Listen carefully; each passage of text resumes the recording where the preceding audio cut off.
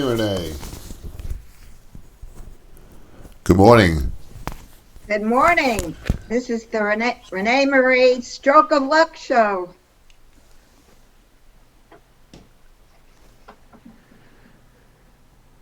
Hola.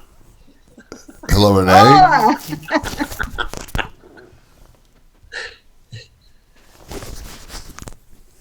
Good morning. Good morning.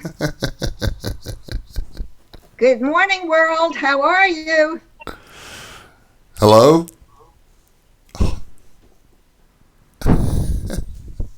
Renee, we can't hear you. Oh, that's Oh, there you go. because I put myself on mute, so you didn't hear me moving around trying to share on Facebook. Welcome to the ReneMarie Stroke of Luck TV show. We had an awesome show, the first show, and this show is going to be just as awesome. We have this gentleman called Michael Ray, the founder of Smile Project Louisville, that is really should go viral with his post. Smiles and happiness is so important in life. And with Steve on the prior program, which thank you, Judy, for connecting, putting both shows in alignment because they're perfect. They're perfect. But Steve spoke about the mind really being an important piece. You know, the mind controls what we do and we say and how we feel. So for Michael to be going around giving smiles and bringing joy to everybody, it really is infectious. It's very infectious. Before we begin, though, and I introduce Judy, our co-host, and Michael Ray, who is an angel in life, I really want to once again tell everybody that this show is dedicated to my dear friend, Sister Grace. Can you put her photo up, Jimmy? Jim, is it too much to ask? Oh, I'm sorry. Hey, I love that show. we love the music. And we'll dance again. Yeah, we'll dance it. I mean, Michael and I were dancing. We're gonna have to have a dance party, Michael. Like just a virtual dance party live. Let's do this, baby. So, did you put the photo up by any chance? Yes, I did. Okay. Yeah. Just give me 2 seconds. We're having some technical difficulties today. So, okay. So, Sister Grace, who is on the screen, and you could take it down now, Jim. Okay. Sister Grace passed away this past Wednesday. Sister Grace was an angel to me. And I'm not going to go into the story again. I gave the story the first show.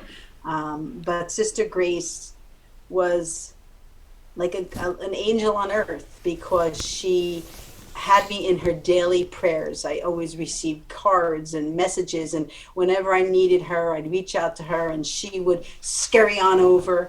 One of the highlights that I was talking about in the first show, though, was the fact that, when I worked for Mary Help of Christians as a food service director, every morning she would be scurry into the cafeteria to make coffee for me so that we could sit together, have a cup of coffee, and pray together. And that was so important to me to be able to really strengthen my faith. And before I went out in the world and started to do this work, because the next job that I had after Mary Help of Christians was the Wanakee Reserve. And that's when I met Dominic Cortellessa, and he helped me to defragment my brain a little bit. So I can't tell you what a gift it was. On top of that, Sister Grace gave me a little wink on her way to heaven, and she passed via a stroke. And I absolutely, positively know that that was a little sign to me that she will still be with me and she will still be guiding me, and to still talk to her and to pray that her body won't be here on earth, but she will definitely be with me every step of the way, because we're taking this foundation to the next level, and we're really gonna tackle the insurance issues, and we really need guidance from heaven. So Sister Grace, I know you're with me, and I'm gonna do a whole Catholic concert maybe later on today sometime, with really lifting our voices. And I'll send it to your friends at the Salesian Sisters. If anybody would like to adopt a sister, because I adopted Sister Grace after I met her, I knew that she needed to be in my life and I needed to be in her life. Please go to the Adopt a Sister Mary Help of Christians in North Halden. You won't. It isn't a lot of money. I'm not going to say what it is because I'm not sure what the price is right now. But the Salesian Sisters work on poverty. So if you don't have the financial means, I'm sure that they will work with you. They pray for everyone. So thank you so much. Sister Grace, I know you're with me. So we're going to begin this show because I know you wouldn't want me to be late. So, okay. So welcome, Judy. Thank you for, like I said, arranging this show. It is a true blessing. When I was looking at the shows, I said, oh my God, these two just fit together. I have to get Michael to blend with Steve, so we have this wonderful uplifting show. Yep. So the next show they could be on together. Yes, that's an idea. Michael, yeah. I will call you on Tuesday, and I'll talk to Steve first, find out the date he's picking, and then I'll run it by you. And or if we want to talk before, you could tell me what dates you're not available on. So we'll make it work. We'll make it work.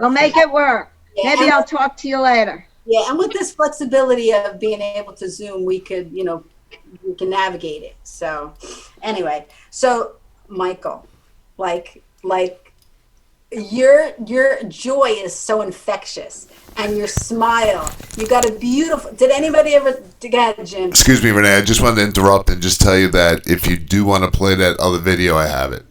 Let's play it now. Okay. Because we want to begin this show with everybody. I kind of figured that you want that. Exactly what Michael brings to the table with it. What's your daughter's name, Michael? It's Maddie. Her name's Madeline, but we've always called her Maddie. Maddie, she's beautiful. Thank you. Yeah. I believe you have other children as well. I do. I own 3 more, so I have 4 total. And what are their names? So Maddie's older sister is Hannah.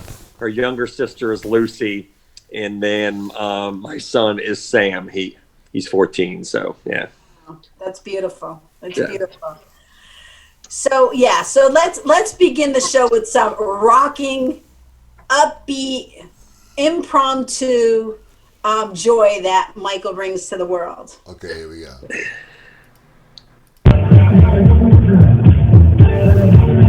Hey, who needs drugs when you got moved? Hey, ready?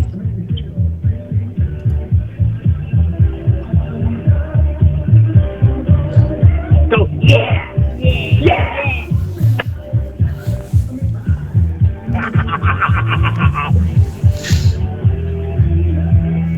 Wondering what to do. One that make me feel like I feel when I'm with you. Hi, what's up, girl? There we go. All right, give him a chance. Come on.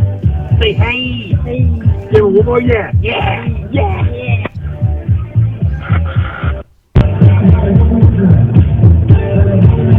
Hey, who needs drugs when you got moved? Hey, ready?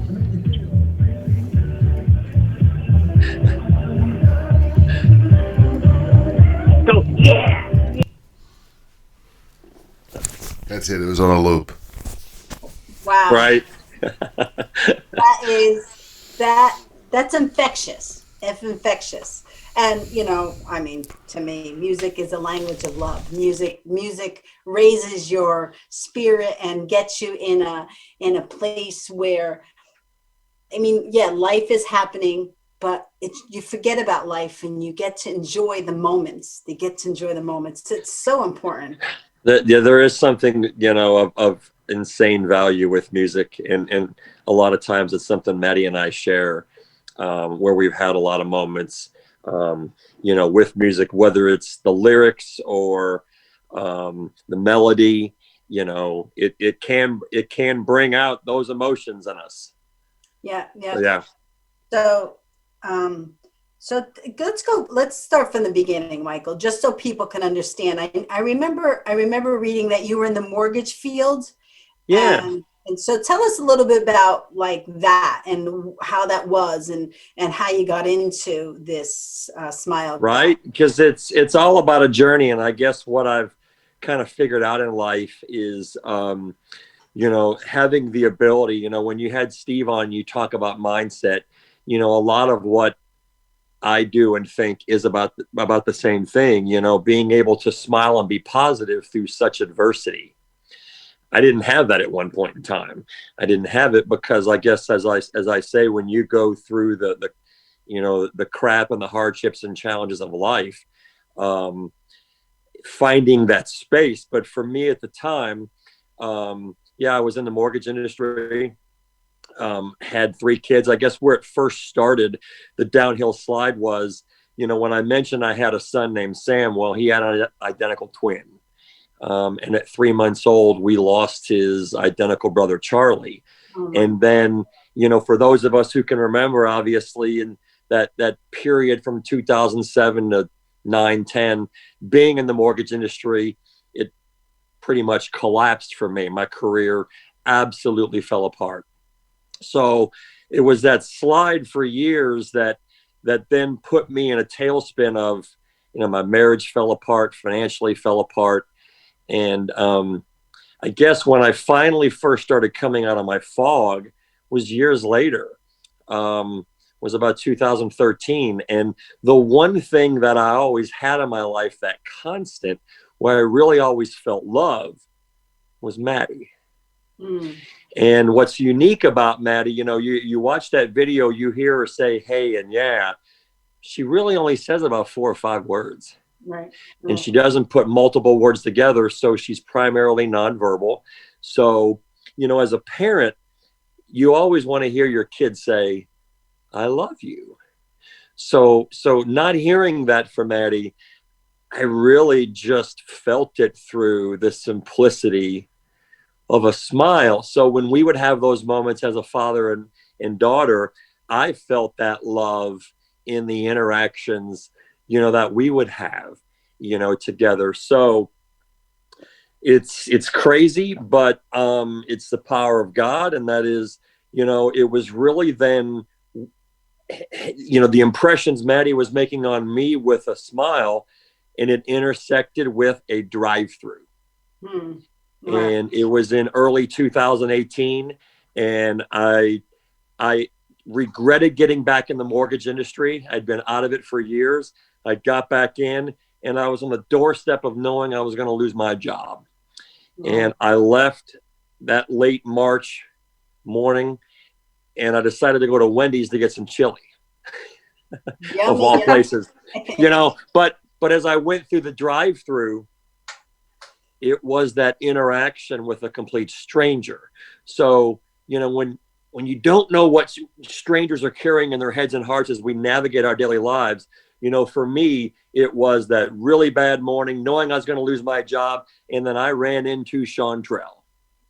And it was just that short 30-second interaction that made me laugh and smile.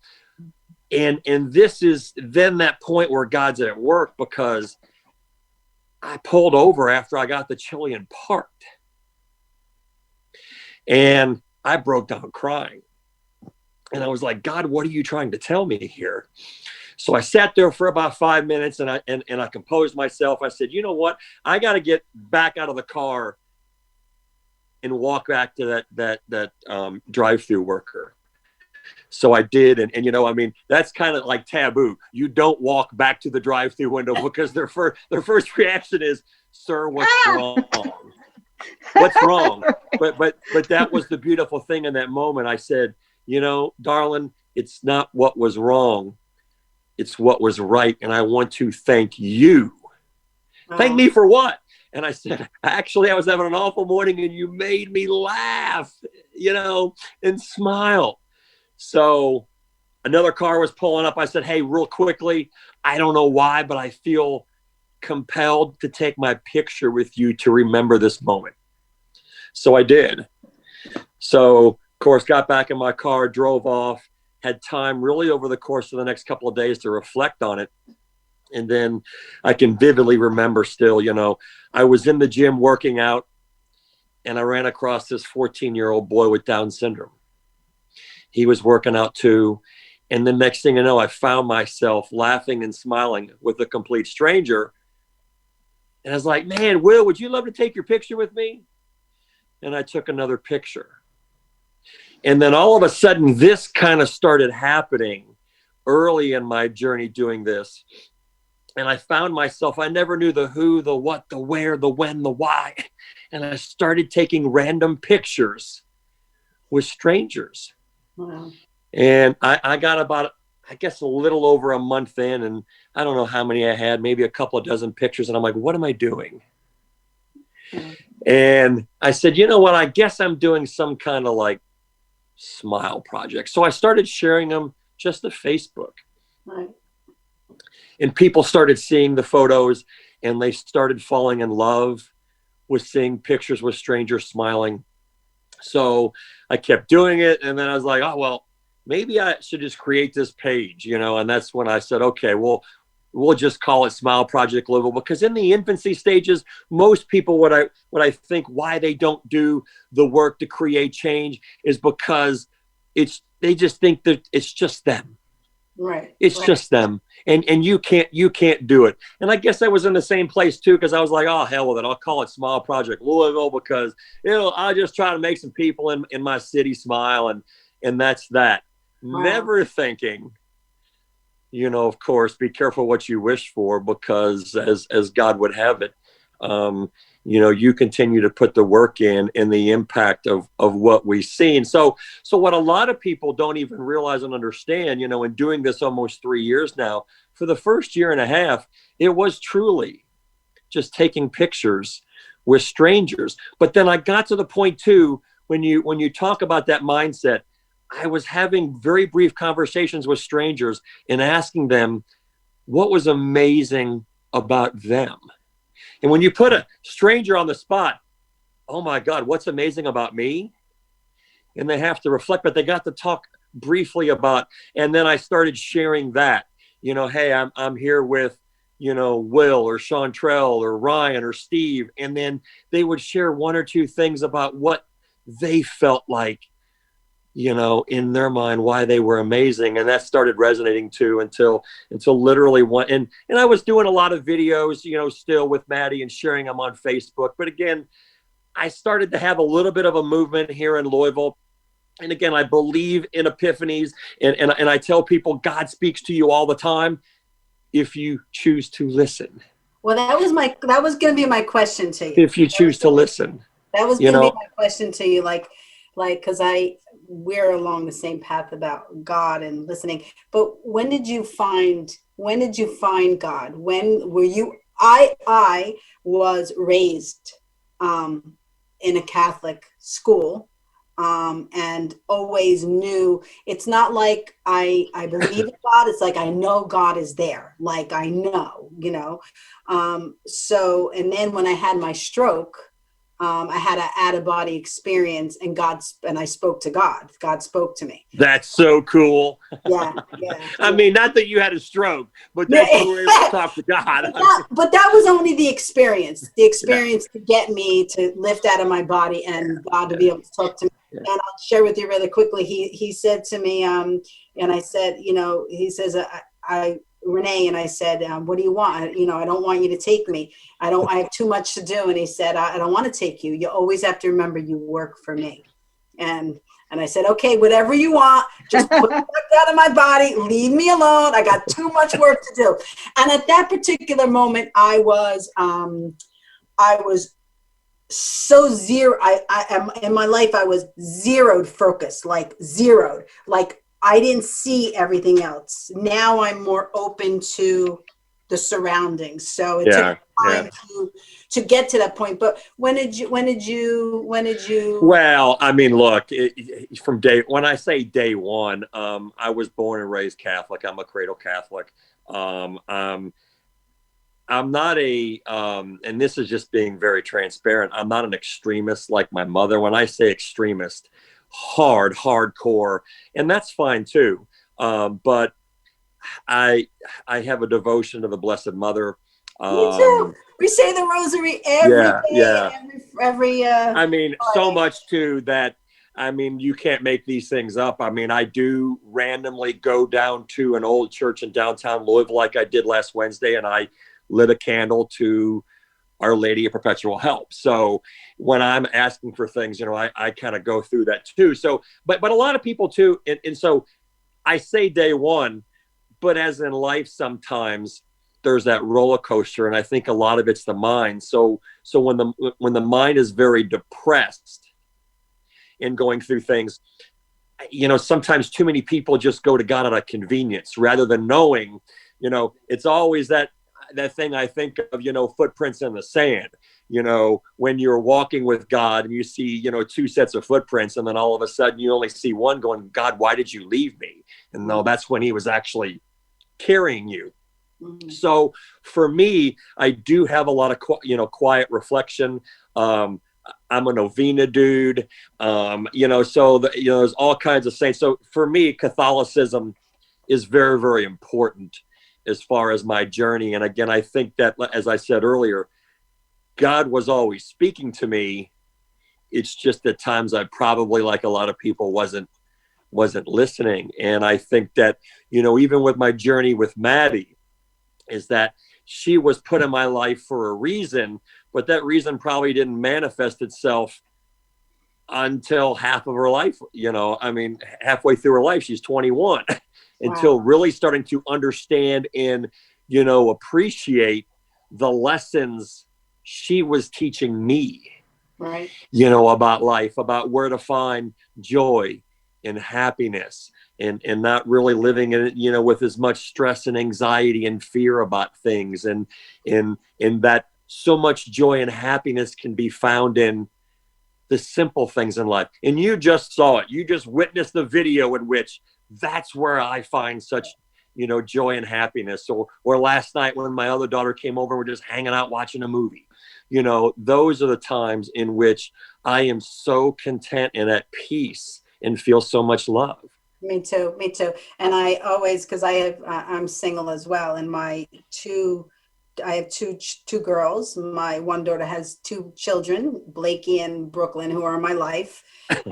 And my other daughter, Samantha, is getting married in March. So like, I make them the center and most important thing in my life. Like everything else, awesome. Everything else works around that. It has to, because we have to realize that those are the moments that are going to be remembered when we're not here anymore, are the way that we treated them, and we were examples for them of how they have to treat their children. And it is. I wanted to say something too, and I forgot what it is. But you know what too, when I often looked at it, you know, when I first started, it wasn't like it was a random Tuesday and I said, I got to go find somebody to take a picture with today.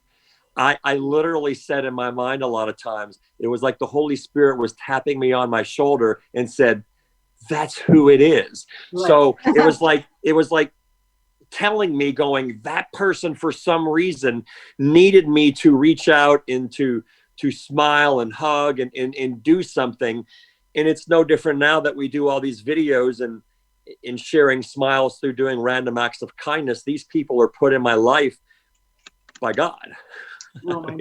Yeah, that's what I wanted to ask you. I wanted to ask you if you think that Maddie was placed in your life to guide you. Hell yes. My God, yes.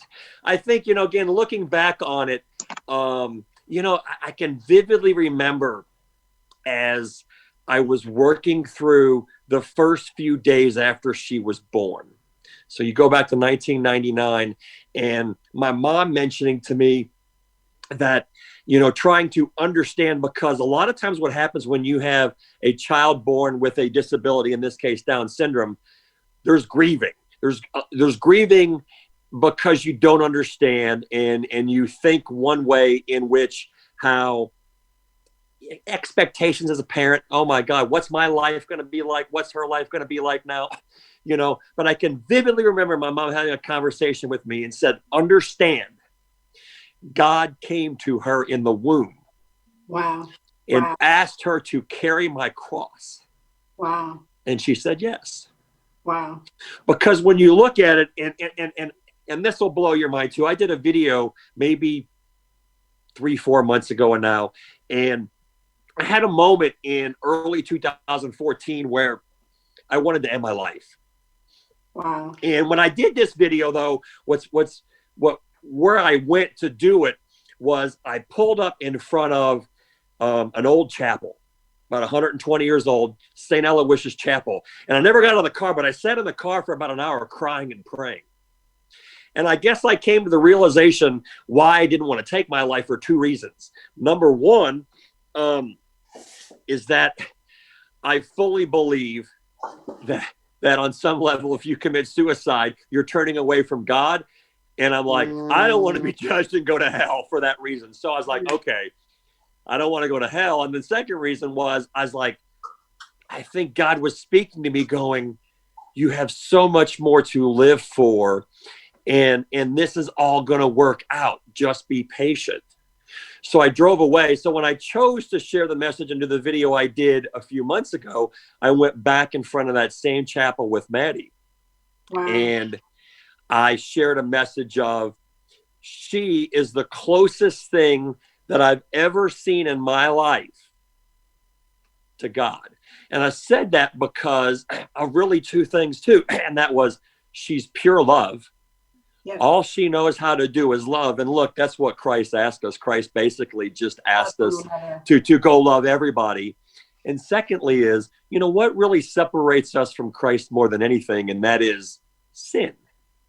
And I looked at my daughter while I shot this video and I said, I don't know if you've ever sinned, because I don't think she's wired with the disability that she has to ever consciously sin. So Right. Think about that. If you're nothing but love and you never sin, look, I mean, Right. that is, as you said before, with Sister Grace, that's an angel on earth.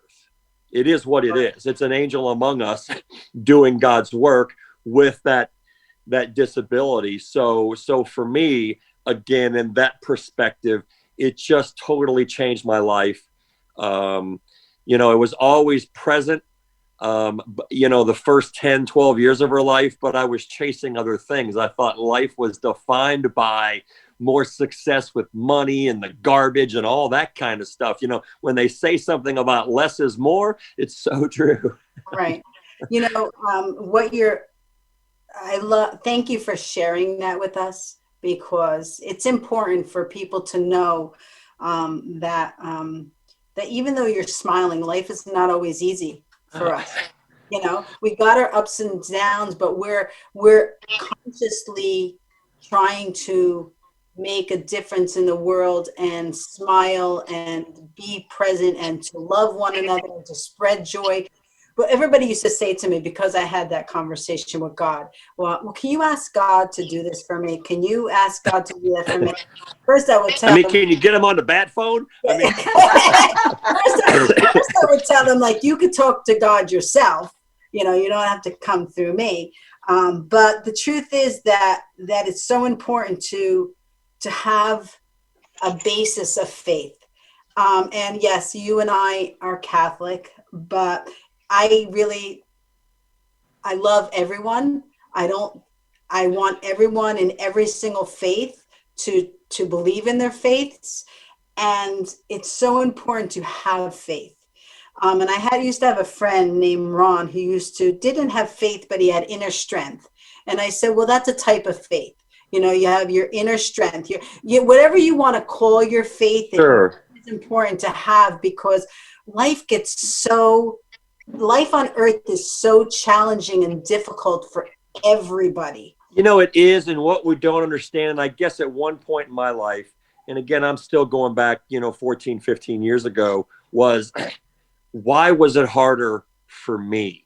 You know, why did I have to go through this, and this, you know, and you start to compare yourself to others when look, I say this a lot now, you know, I am not here to judge. So your journey is your journey. It's not mine. But, and I guess the first time I said this phrase, I got asked to go make a 28-year-old school teacher. She was a third grade teacher smile because she was battling stage 3 colon cancer. This was about 14, 15 months ago. And the school who reached out to me said, she's just so positive. She's battling for her life, but she shows up every day. Wow. To still be with those kids and make them smile. And as I was in the room with her, trying not to cry with all these students, I said, we smile and make others smile because life's hard. It's just not easy. And for those like her who smile through such adversity is really what it's all about, you know, is still trying to understand that even though life is not perfect, life is not easy, life is still so good. Yeah. It's just still so good. We had a young man on our show. I forget his name. Todd, I think his name was. And he had a major car accident, and he was in a hospital but he was saying just that. He said, I'm alive.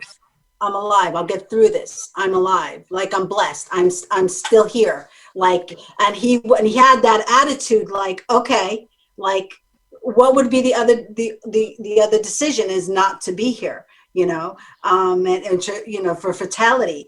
And he had that from the moment that he woke up. He had that moment, you know, and that's true. That's so true.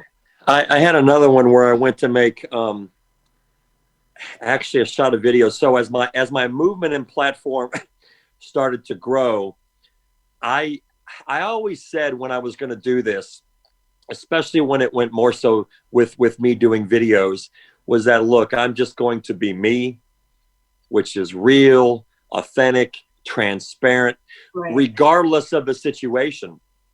And, you know, never knowing the impact that you have on someone's life. So not knowing this, I had a guy in Corpus Christi, Texas, who had been following me for about 6 months, watching all my videos.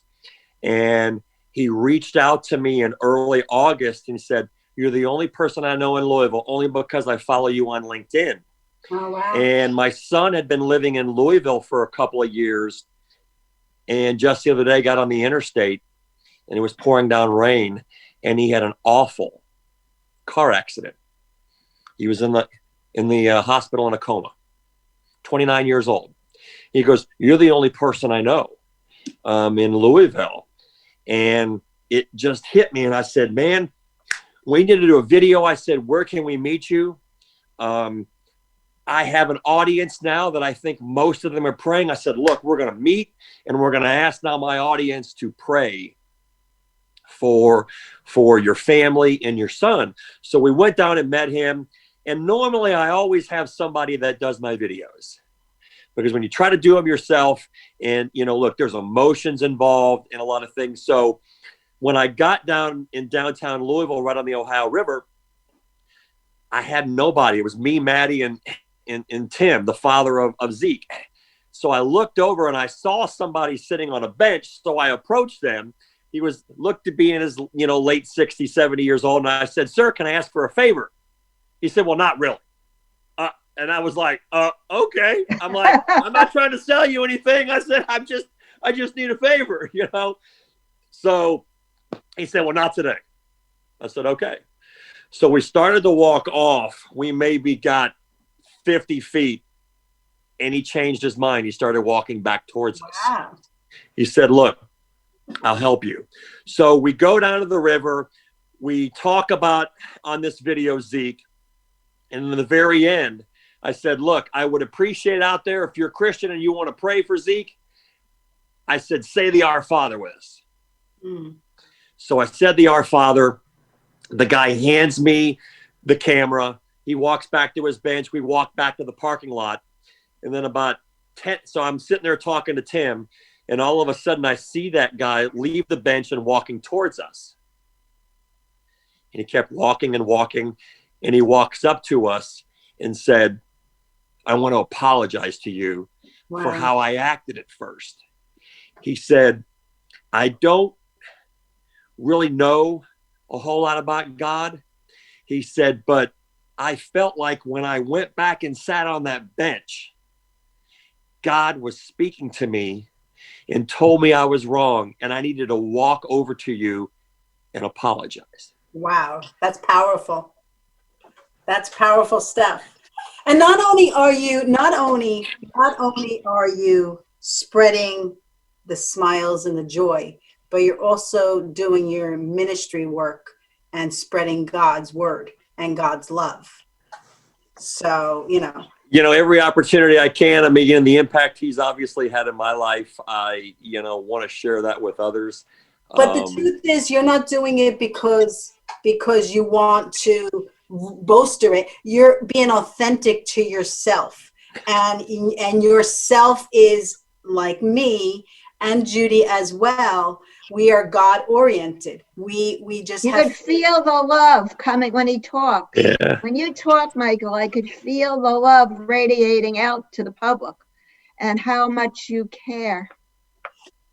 Yeah. And again, I guess a lot of times I go back to Maddie, and that's the beautiful thing, is that when you can take out that human element where you don't judge somebody for whatever, and you just allow love to flow. A lot of people think it's just all about smiles and kindness, but really it's finding that place in the ability, and that's what Christ wanted for us, is really to, love your enemy, so, which is hard, so when you can find that place, and that's where it comes from with really everything we do. It's all about him. And I do, a lot of times when I go try to make someone smile, and again, the reality of it is most of the time, these people are going through crap in life. I did one just a couple of days ago. I drove to Cincinnati because a 35-year-old mother was battling stage 4 colon cancer.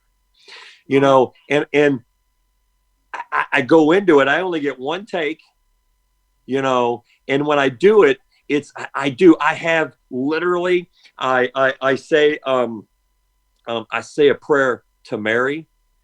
Takes about 15 seconds, and it's really for, in that moment, the right words to flow from me, because it's not about who's going to watch it. I have to be present with who I'm with to make them feel, loved, and that through this journey, that it's okay to still smile and be happy and be joyful, even though it's hard. Yeah, it is. Renee, yes. It's obvious that Michael would be a great guest on one of our prayer shows, as well as mixing him with Steve. When we do a series of prayer shows, Michael would be ideal. And look, I'll share it with you. I say, oh Lord Jesus Christ, we've been pleased to glorify countless miracles through the Immaculate Conception of the Virgin Mary. And oh Mary, pray for us to have recourse to thee. That's what I say. And I'm like, Mary, let the right words come from my mouth in this moment, Wow. And before I forget, and I'll probably remember later on, but I have a rosary. We say the rosary every Friday night at 8:00 Eastern time. So if you want me to add you to the list, we do it. Bring it on. Yeah. I wear a lot of times, my mom and dad went to Medjugorje, if you've heard of that, in 1998. They went on a pilgrimage for 10 days through old Yugoslavia and all of that. And she brought me back a blessed rosary from over there that I still have and that I wear. Yeah, it's so powerful to, trust in Mary, and and she's powerful. Mary's very Mother Mary. And that's what a lot of other Christians, sometimes they look at us as Catholics and wonder why. It's just going to the Mother of God. It doesn't mean that I think she's more important than Christ or the Holy Trinity. It's just one of those intercessors of standing there with her son. And how powerful is that to ask the mother of Christ to intercede, Yeah. Jim,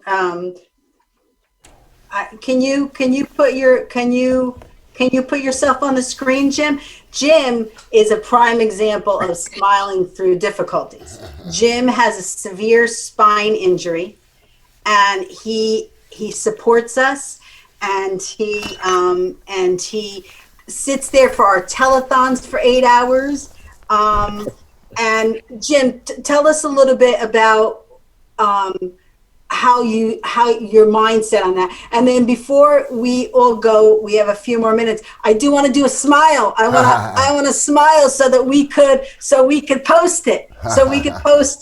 So, but Jim, tell us a little bit. I had like 2 bone spurs that grew into my spinal cord.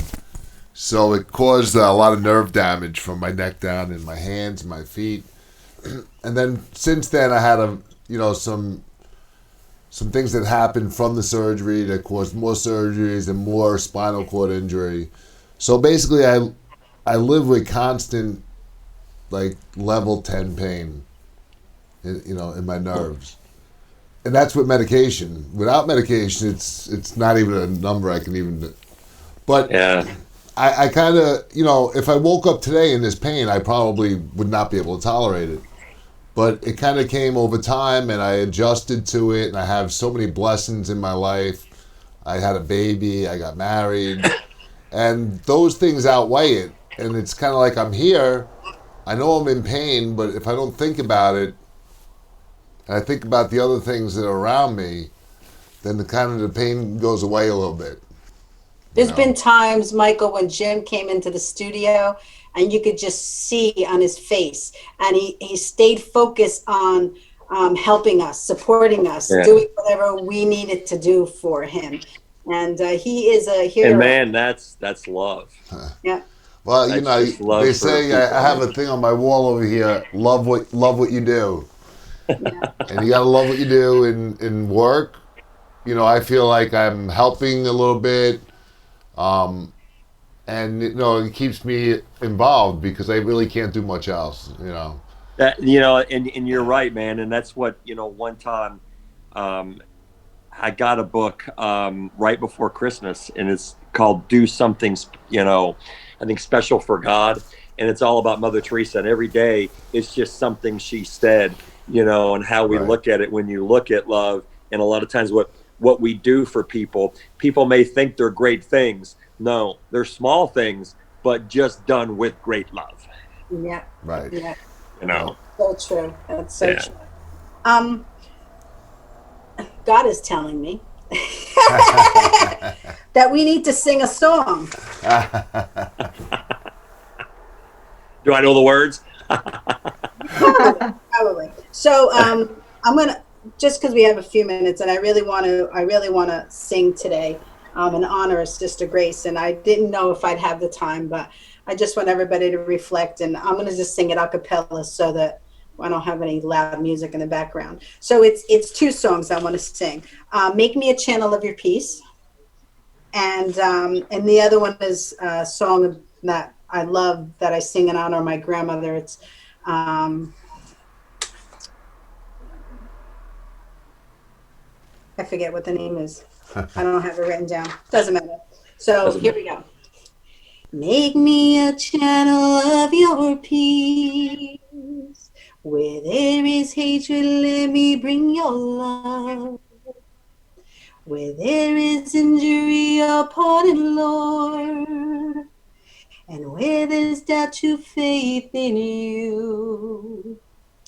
Oh, Master, grant that I may never seek so much to be consoled as to console, to be understood as to understand, to be loved as to love with all my soul.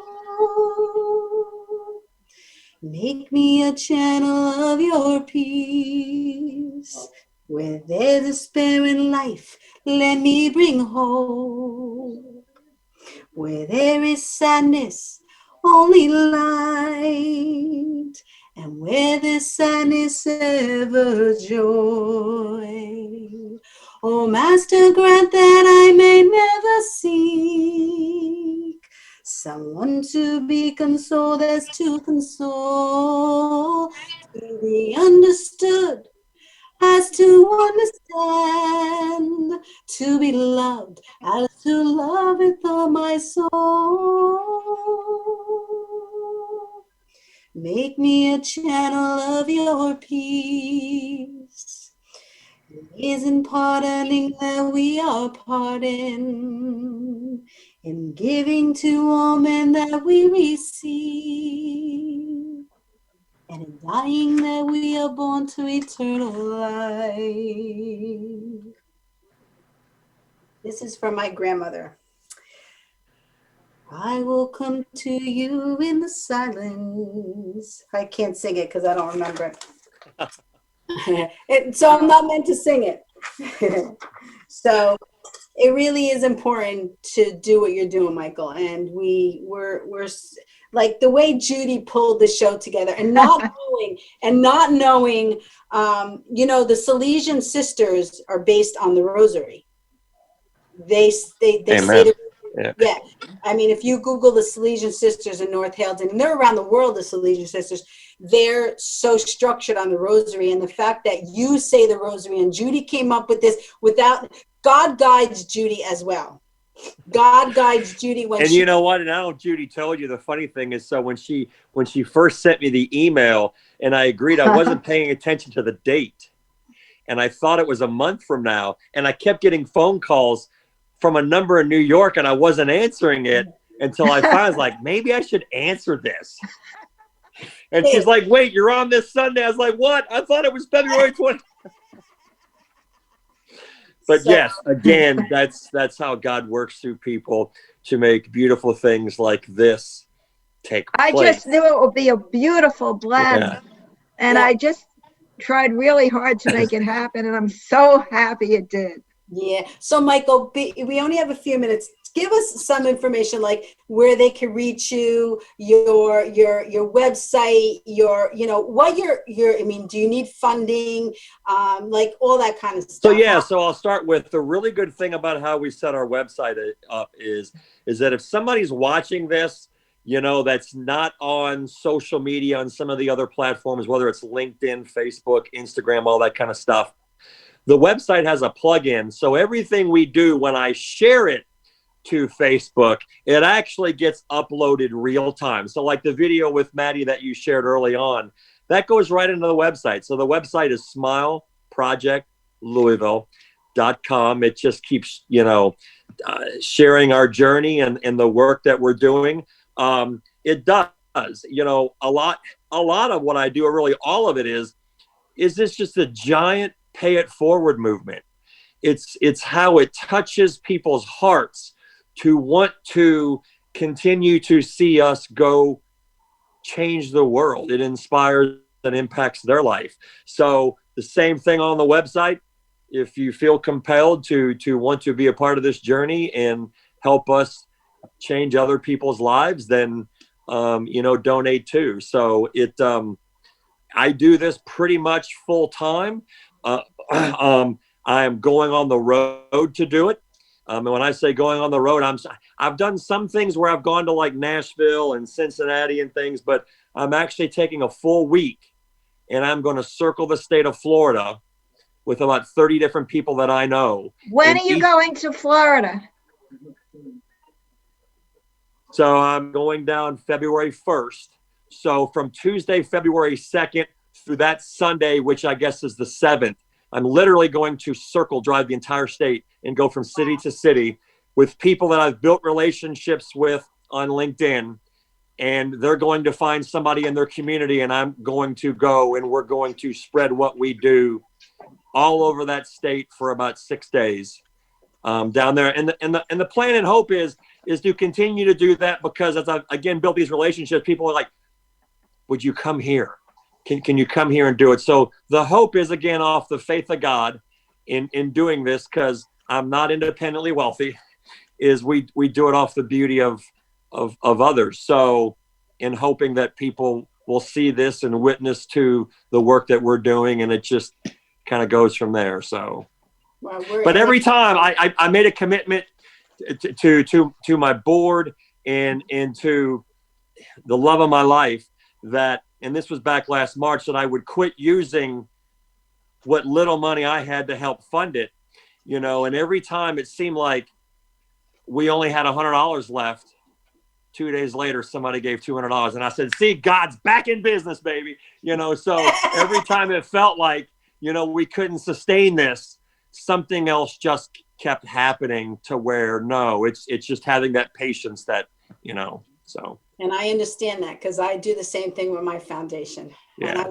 just, you know, I pray. I got to keep it going, oh Lord. You know, I'm trusting you'll help me, whatever you want me to do, you know. So He finds a way. He finds a way. You just got to trust and be patient, because God's time is different than our time. Yeah. Yeah. So, yeah. So before we go, we want to, Jim, can you show that video one more time? Because we got to end with that video.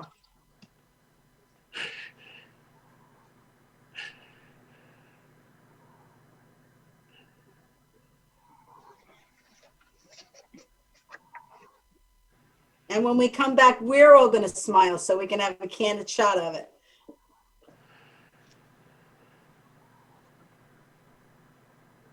Renee, you just got to give me 1 minute.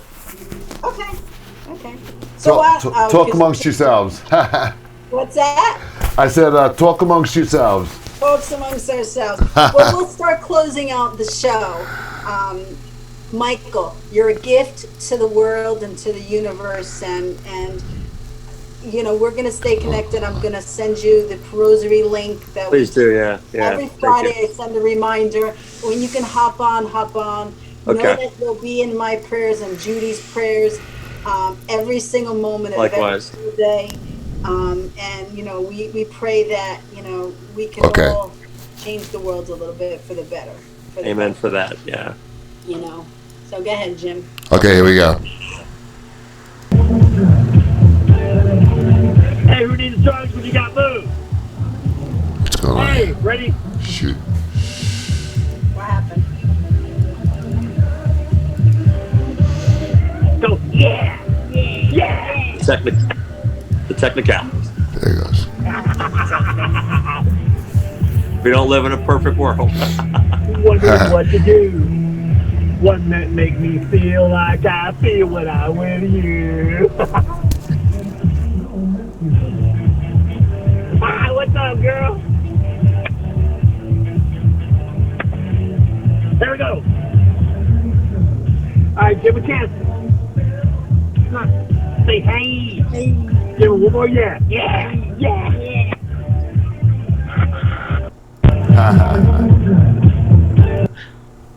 That's great. You know, Yeah, I saw this pin one time. It says, I'm not perfect, but parts of me are excellent. Yes. And I saw in the hospital one time, my father was in ICU. I went down to the gift shop and it said, life is about plan B. Right? About how well you can 180, you know, for something else. So we're going to close that out. But before we do, we always blow kisses. And I do want to do a smile. Ready, everybody? Jim, you included. Smile. Jim, you got to smile. Okay.